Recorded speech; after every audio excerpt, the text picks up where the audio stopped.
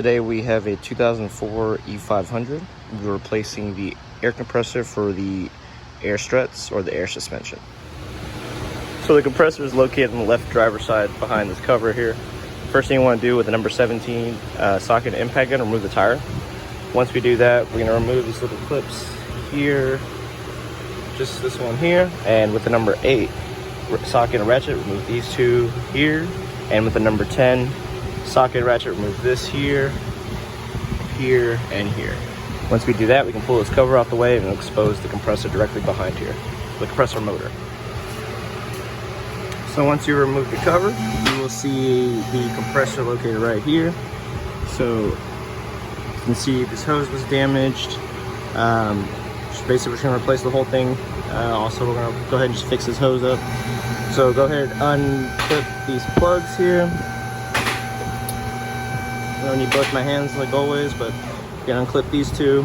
And with the number 10, remove this hose. And with a number 8, you're gonna remove a total of 3 nuts that secure the compressor to the car. There are 2 in the front, 1 here, and then 1 in the back if you follow towards the end. It's gonna be right in the middle towards the back. So we're gonna go ahead and get everything removed and get ready to install the new one. So after unplugging those 2 plugs and removing this air line here, and the vent tube right there, we removed 3 8mm bolts, 1 there and 2 up top. Now we just need to transfer these little rubber pieces, rubber grommets, over to the new compressor and get ready to install the new one. I now have the new compressor kind of in place here. Well, FYI, before I put the compressor in, I went ahead and put this hose back in for the airline to the valve block here. When doing so, I also replaced the O-ring that would be pretty much on the end of this and just twisted it in and tightened it up just so I wouldn't kink this hose when putting it in place, since it's not really, doesn't really rotate. So I just had it in place before I placed it in. But now that I have it in, I have 2 of the nuts holding it in place in.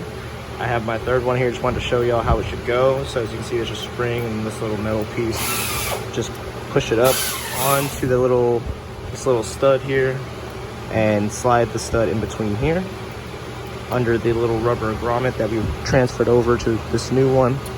And let's see, so put it in place like that.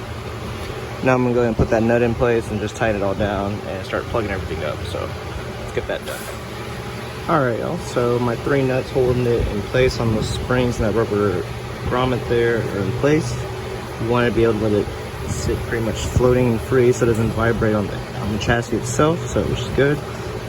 Obviously I had my little air hose in already, my vent hose. I cut that piece off that was hanging and just made it a little shorter, and then plugged her back up until it clicked. So now we're all good. Now all I have to do is put the cover back on the wheels, set her down, let her pump up. So thanks for watching, guys. Please like and subscribe. So I actually ended my video a little prematurely. Before we actually finish the job, we will have to replace the relay. So on the left driver's side of the vehicle near the firewall, we're gonna open this up here and get this fuse box pretty much. And we're gonna be replacing the back fuse all the way back here with our new one. So that's pretty much all we have to do now. Just go ahead and remove it and switch it out. So that's pretty much all I got left. So thanks for watching, y'all. Please like, subscribe, more videos to come.